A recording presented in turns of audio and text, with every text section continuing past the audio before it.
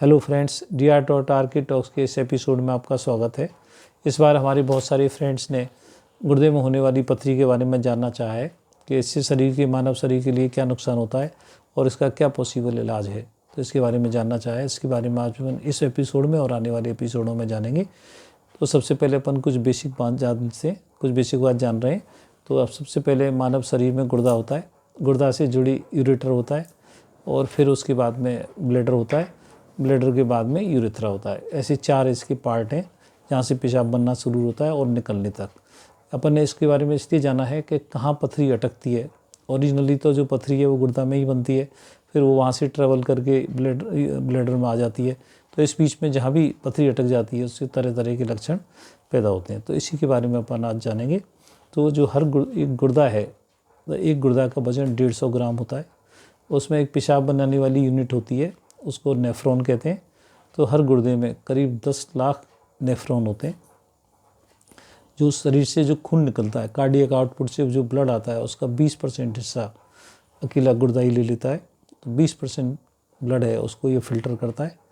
फिर उसके बाद में ये हर मिनट में 1 ml पेशाब बनाता है। अगर पेशाब ज़्यादा बनता है तो भी अपन उसको बीमारी कहते हैं, कम होता है तो भी गुर्दा की बीमारी कहते हैं। पेशाब ज़्यादा बनता है, मान लो नॉर्मल से ज़्यादा पेशाब बनता है तो उसको डायबिटीज़ कहते हैं, कम होता है तो उसको ओलिगोयूरिया कहते हैं, और बिल्कुल नहीं बनाता है तो एन्यूरिया कहते हैं, या उसे गुर्दा फेल हो गया, गुर्दा फेल होने को एन्यूरिया कहते हैं। तो ऐसे करके जो गुर्दा का फंक्शन है वो इस पर डिपेंड होता है। फिर अपन देखते हैं कि जो जनसंख्या है, मान लो किसी शहर की, गाँव की, तो उसमें करीब 10% लोगों को पथरी की शिकायत हो जाती है। उसमें से 1% लोग पथरी के दर्द की वजह से भर्ती होते हैं अस्पतालों में, और इसका दर्द है वो बहुत तेज़ क्वालिटी का होता है। इवन हार्ट अटैक या हड्डी टूटना या सर्जरी या कोई भी सर्जरी है उससे भी ज़्यादा दर्द इसमें रहता है। लेकिन अच्छी बात यह है कि ज़्यादातर तेज़ दर्द 24 घंटे ही रहता है, उसके बाद धीमे धीमे वो कम पड़ने लगता है। और एक और अच्छी बात इसमें ये होती है कि 80 से 85% लोगों को जो पथरी है वो सतही निकल जाती है, लेकिन 50% लोगों को रिकरेंस हो जाती है, मतलब दोबारा से, जिसको एक बार पथरी बनती है उसको दोबारा से फिर बन जाती है। तो अपन ये देखते हैं कि कौन लोगों को पथरी का खतरा ज़्यादा होता है। तो सबसे पहले जो शुगर के मरीज़ हैं उनको पथरी बनती है तो उनकी परेशानी बहुत जल्दी बढ़ जाती है। उनको हाइड्रोनेफ्रोसिस, पायोनेफ्रेसिस या किडनी फेल होने का खतरा बढ़ जाता है। फिर उसके बाद जो बड़ी साइज़ के स्टोन बन जाते हैं, जिसको स्टैगहॉर्न कैलकुलस कहते हैं, जो बहुत बड़ी साइज़ का, तो धीरे धीरे गुर्दा को ख़राब कर देता है, जिसमें हाइड्रोनेफ्रोसिस हो जाती है।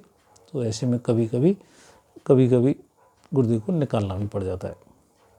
फिर उसके बाद स्पाइनल कॉर्ड इंजरी, जैसे रीढ़ की हड्डी में चोट लग गई और बहुत लंबे टाइम तक वो बिस्तर पे बेड रिडन है, तो ऐसे लोगों को भी गुर्दे में पथरी होना या किसी हिस्से में पथरी होना परेशानी का कारण होता है। फिर उसके बाद मान लो उसको पॉलीसिस्टिक किडनी डिजीज़ है, उसने किडनी में बड़ी बड़ी सिस्ट बन रही हैं, उसमें अगर पथरी बनती है तो ऐसे लोगों को भी पथरी से परेशानी होने का खतरा बढ़ता जाता है। या फिर उसको मेटाबॉलिक परेशानी है, जैसे कैल्शियम ज़्यादा है उसके ब्लड में, ऑक्जेलेट ज़्यादा है, सिस्टीन ज़्यादा है, तो ऐसे में भी स्टोन बनने से परेशानी उसकी बढ़ जाती है। फिर अपन ये जानते हैं कि पथरी किस किस चीज़ से बनी होती है शरीर के अंदर, मानव शरीर में। तो सबसे कैल्शियम से बनने वाली पथरी, तो 70% पथरी कैल्शियम की बनी होती हैं। तो इसमें कैल्शियम में कैल्शियम ऑक्जेलेट है और कैल्शियम फॉस्फेट है, या दोनों के मिक्सचर से भी ये पथरी बनती है। तो 70% वेराइटी इसी तरह कैल्शियम की होती है। दूसरे होते हैं इन्फेक्टिव स्टोन, जो किसी इन्फेक्शन की वजह से बनते हैं। ज़्यादातर ये फीमेल में पाई जाती हैं और इनकी मात्रा 20% होती है। फिर तीसरे नंबर के मेटाबॉलिक स्टोन, जो मैं बात की थी, ऑक्जेलेट ज़्यादा हो, सिस्टीन ज़्यादा हो, कैल्शियम ज़्यादा हो, तो इससे ऐसे मेटाबॉलिक स्टोन 5% होते हैं। तो ऐसे करके अपन ने गुर्दे में बनने वाली जो कुछ बेसिक बातें हैं उनके बारे में जाना है। तो अगले आने वाले एपिसोड में अपन कैसे इसके गुर्दे के डायग्नोसिस करेंगे, कैसे पथरी के बारे में पता लगाएंगे और इसका क्या पॉसिबल इलाज होगा, तो अगले एपिसोड में ये जानेंगे।